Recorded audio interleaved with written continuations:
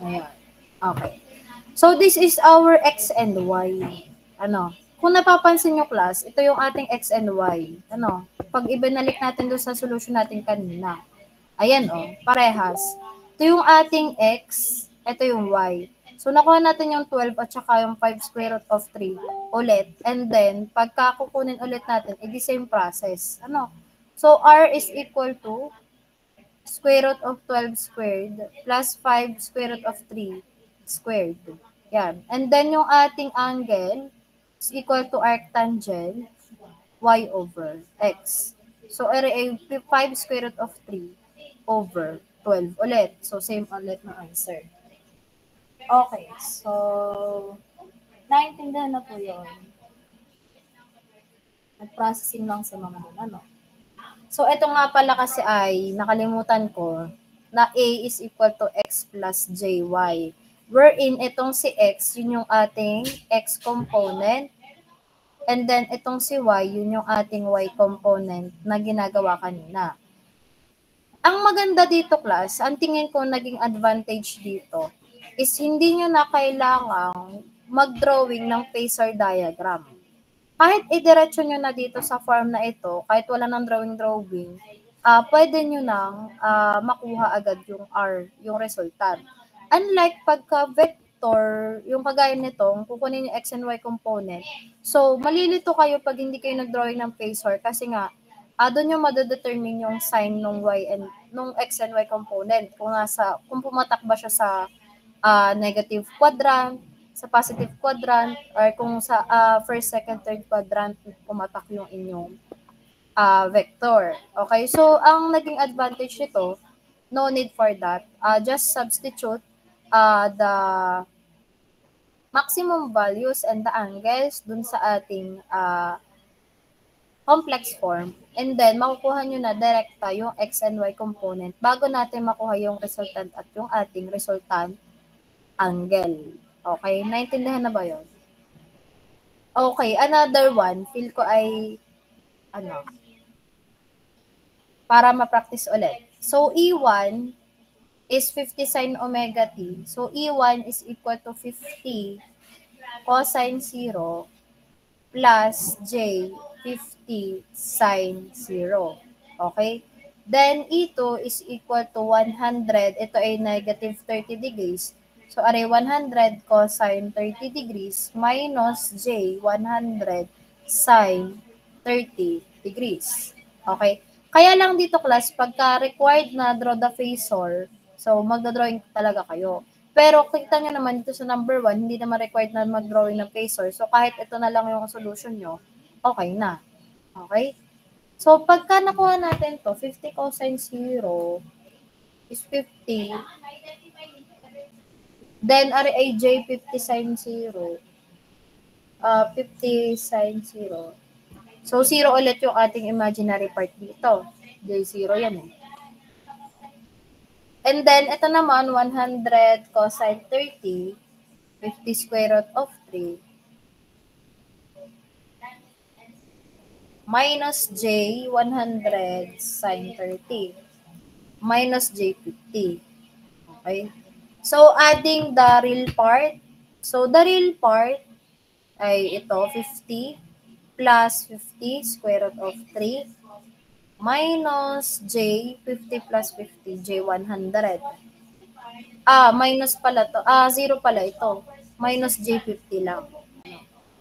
So, ito, nakuha na ulit natin yung x and y. So, x is equal to 50. Tama ba?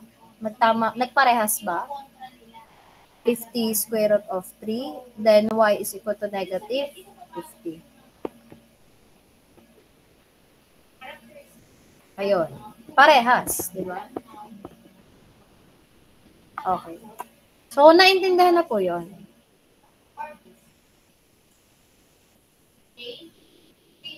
Another example. Uy, mag-react naman kayo. Wala ko naintindihan na. Naintindihan na ba? Talaga? Meron pa tong isa, polar form. Okay, so saan nga galing X and Y? Ito, nakalimutan ko nga pala na ito siya. A is equal to X plus J. So, meron pa tong isa class, polar form. Hindi ko ata na isali, bakit ganun? So, ang polar form naman class is yung angle. For example, we have here E1. E1 is equal to 100 sine omega t. Okay? Volts. Then, E2 is equal to 150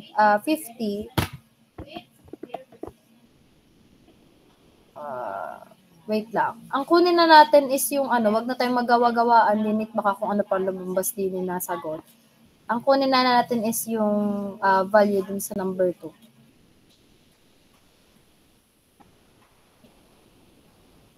Okay. So, E1 is 50 sine omega t. Then, E2 is equal to 100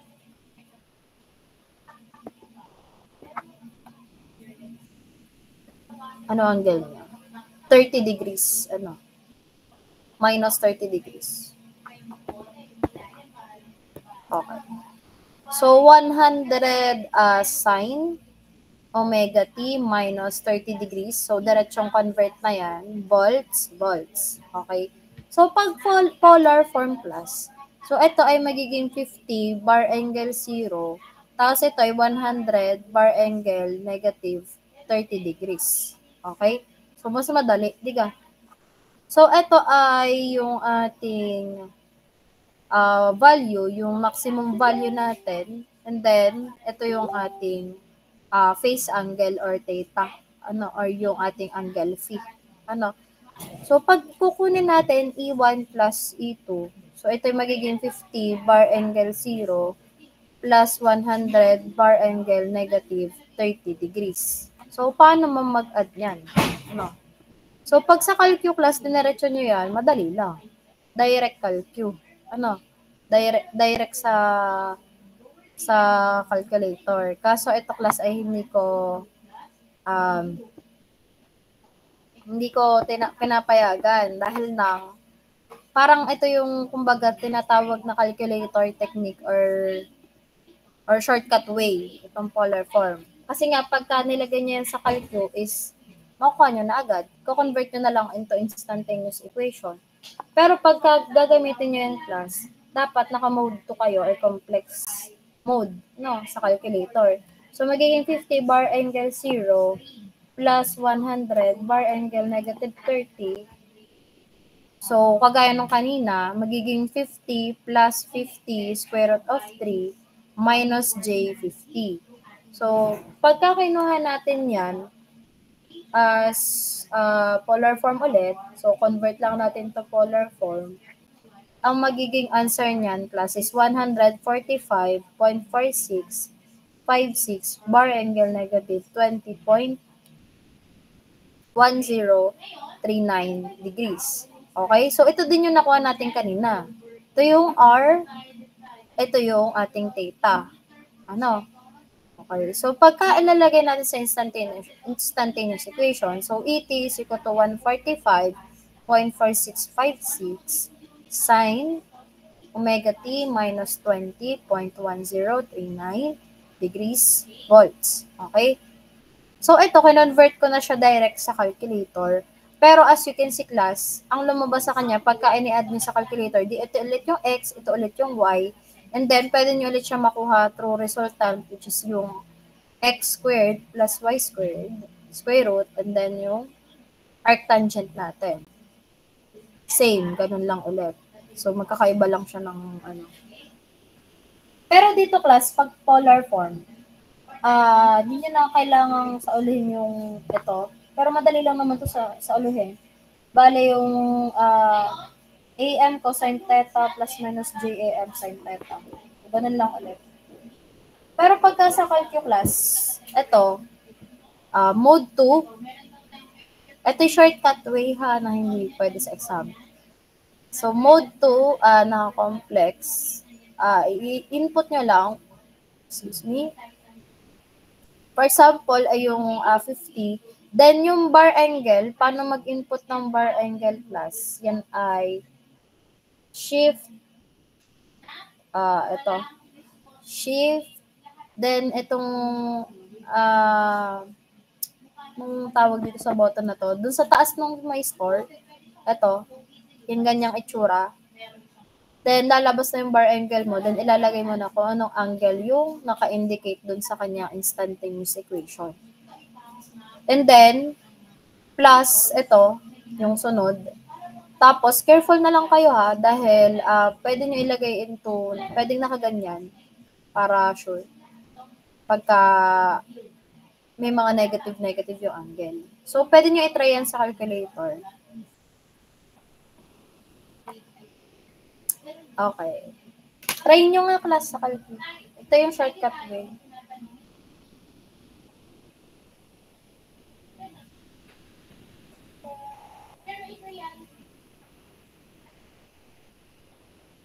So, ito po yun ah.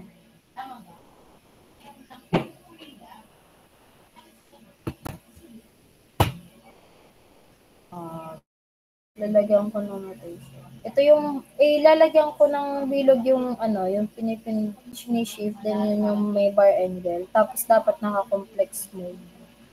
Send ko sa inyo views. Nakita ga? Sinend ko sa GC. Yung may bilog na button, yun yung isi-shift nyo. Then, para mapalabas yung bar angle. Then, kita nyo sa taas, naka-complex, CMPLX. Dapat naka-mode complex kayo. Then, pagka naka-complex form din, yan. Ganyan, dyan nyo din ilalagay yung complex form.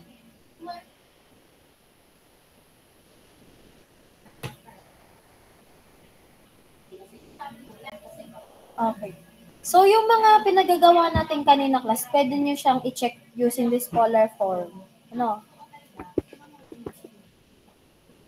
Kahit nga itong number 3, pwede na natin makuha. Pagka naka-polar form or naka-complex number.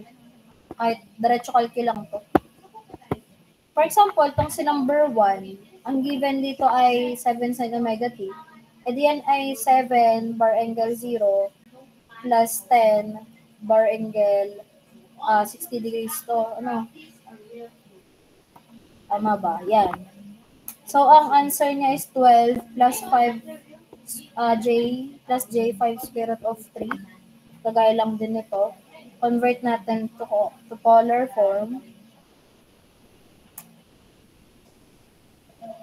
14.7986 bar angle 35.8175 degrees. Ayan, hindi ko pa pala naturo sa inyo ito calculator technique na to class ha. Ito for checking only. Ang pag-convert niyan, kasi class, pagka ini-input nyo tong polar form, then ini-add nyo polar form, automatic lalabas dyan. Nakaganito. Naka-complex form. Convert rectangular form to polar form. So, ang pipindutin nyo class, shift to 3. Shift plus 2 plus 3. Okay? So, yung shift 2, kasi yung number 2, yun yung may complex sa taas. Tapos, kaya naging 3, kasi ang pipiliin nyo, itong 3 ay yung bar angle theta. Okay. So, picturean ko ulit. Send ko sa inyo sa GC ulit. So, shift and then pipindutin yung 2.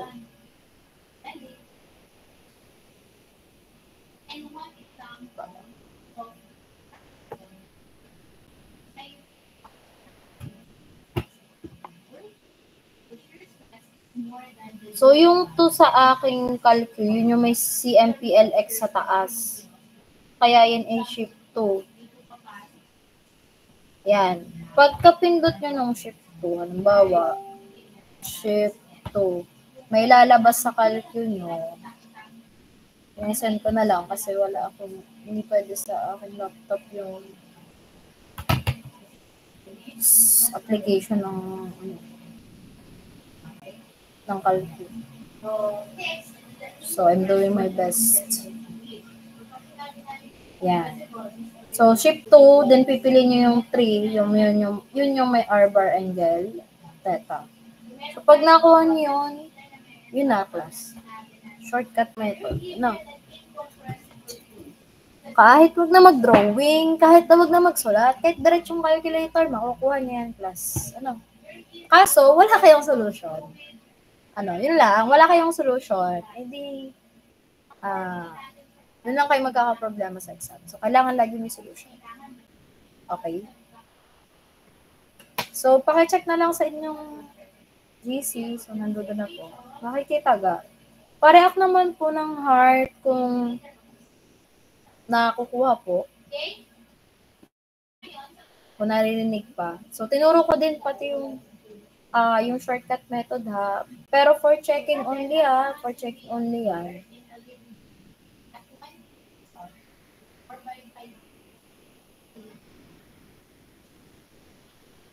So, pwede nyo nang i-try yung other sample problems dito sa summation na pwede nyo i-try na i-check kung tama sa inyong calculator na. So, hanggang ano oras ba nga lang tayo? Hanggang 10? Tama? Siya. Ay, wag na muna kayo mag-leave at aking ayusin lang ang inyong midterm grade para maipakita ko sa inyo. Ayusin ko lang yung formula. Ha? Pero yung ating discussion is hanggang dito na lang po muna. Then, pakisagutan po yung assignment using the complex form at yung resultant form, vector form, and yung ito ating shortcut form na polar. So, yun po yung inyong assignment for next week. Okay. So, pero wag mo na mag-leave ha. Ano po ang inyong midterm grade.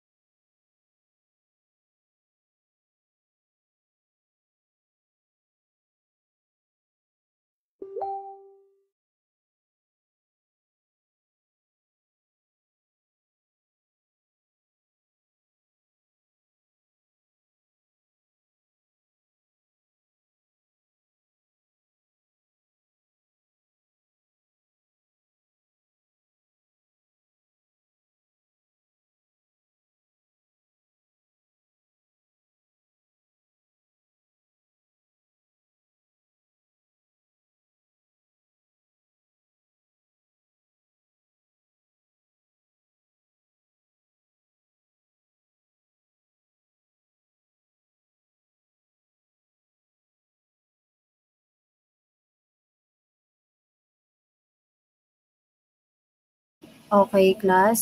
So, ready na po ba kayo sa inyong midterm grade? Aray, ipapasa ko pa din sa inyong department. Pero nailagay ko na dun sa, nailagay ko na dun sa Excel yung sa midterm scores, midterm exam. Aray, midterm grade talaga. So, to conceal your identity, kahit pa paano, SR code lang po yung nilagay ko ha. So, kayo nang bahala mag-check. So, ito ay midterm grade na pro scores, transmuted yung 62.5, 37.5. So, ito ay mas mababa pa kasi sa source. Mas mataas kasi ang sa source based on experience. Based on my experience, mas nataas pa to sa source. So, ang passing po nito ay 75% ng total percentage ng midterm. Yung lahat ng assessments for midterms. So, ang kinompute ko na po yung 75% po is 51.5625 yung nasa gilid. So, ibig sabihin, pag naka 51.5625 kayo is kayo ay pasado for midterms. So, pag less, so, ibig sabihin, kailangan nyo bumawi for finals. At yung mga nakapasa na po ay you must maintain it hanggang finals na pasado kayo. Okay? So, just tell me kung ibababa ko na po yung ano. So, ito yung 1 to 17. Pagpakasabi na lang kung okay na itong unahang part. Then, ibababa ko.